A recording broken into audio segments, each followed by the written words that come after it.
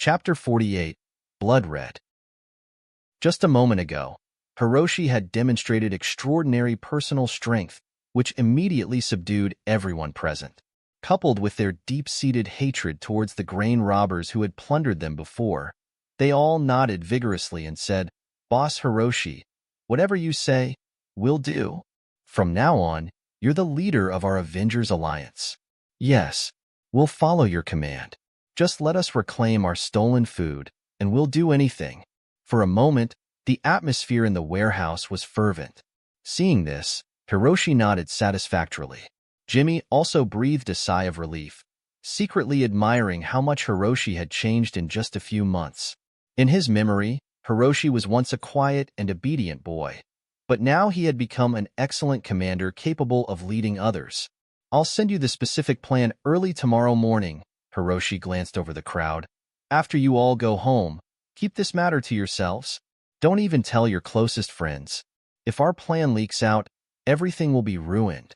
Everyone understood the importance of secrecy. It was a matter of life and death. The more than 20 people in the warehouse solemnly nodded, declaring that they would never reveal this even if it cost them their lives. "All right, let's leave it at that for tonight. Everyone go home." Hiroshi squinted his eyes, surveying the group. "Keep your phones on and ready. Tomorrow, we strike." People in the warehouse put on their coats and walked out. On the side, Jimmy watched and couldn't help but approach Hiroshi with excitement. "Boss Hiroshi, you're amazing. Just now, these guys were clamoring to go home, but as soon as you arrived, you managed to get them all on board."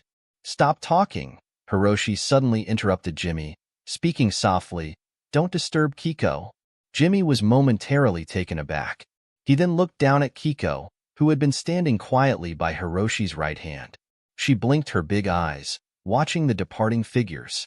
The third one, the bald old man in the green down jacket and windbreaker.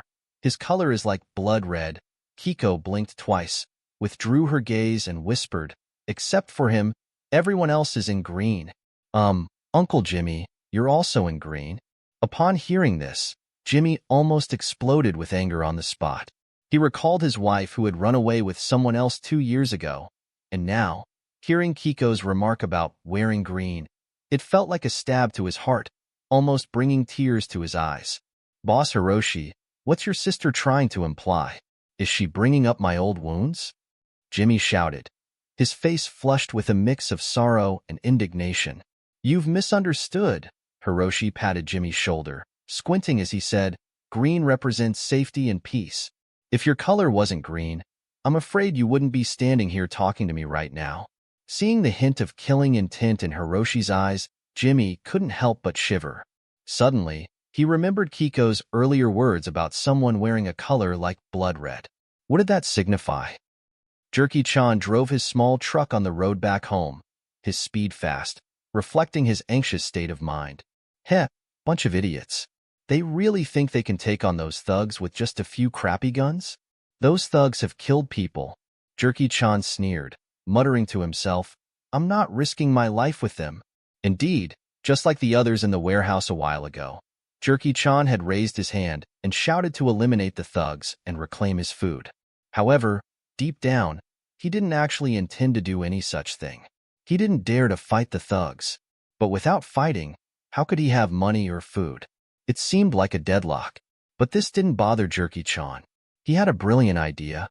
When those grain robbers had left his house earlier, he had been cautious, noting the direction they took and eventually discovered their temporary hideout.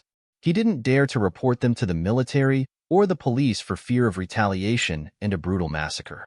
But now, he had a plan. He intended to do something despicable, even shameful. He was going to inform those thugs of Hiroshi's plan tonight to gather people against them. By doing so, the thugs would surely consider him a great benefactor, maybe even return his stolen food and perhaps even offer him more. No need to risk my life, and I still get food. Only a fool would go fight those thugs. Jerky-chan smirked triumphantly. He had already noted down the names of the people in the warehouse, creating a memo on his phone for the thugs. "Sorry, folks. I'm using your lives to secure my fortune. Don't blame me. In this world, you have to look out for yourself, or else you're doomed." Jerky-chan's face twisted into a sinister smile. Just then, a large construction truck suddenly emerged from the intersection ahead, its headlights bright, heading straight towards Jerky-chan's truck. Oh, Jerky-chan was momentarily stunned, then slammed on the brakes. The truck skidded forward for several meters before crashing head-on into the other vehicle. A loud crash echoed. Both vehicles came to a sudden halt. The glass of Jerky-chan's truck shattered instantly, his head hitting the steering wheel, leaving him dazed and confused.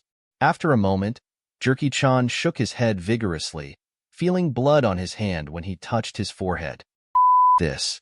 Jerky-chan was furious. He casually brushed the broken glass off his body, then angrily pulled open the car door and jumped out, rushing to the door of the construction truck and banging on it forcefully. Get the f*** out. Are you blind? How can you drive like that? Hurry up and open the door. Jerky-chan was about to explode with anger. At that moment, the door of the construction truck swung open, and Hiroshi stepped out expressionlessly from the driver's seat, holding a hollow steel pipe. He dragged it along the ground as he stepped forward, making a clanging sound. I have a few questions for you, Jerky-chan. Hiroshi's mouth twisted into a cruel smile. He raised his hand, and a cold glint flashed in his eyes. I have a bad temper, so you better answer truthfully. Otherwise, the consequences will be severe.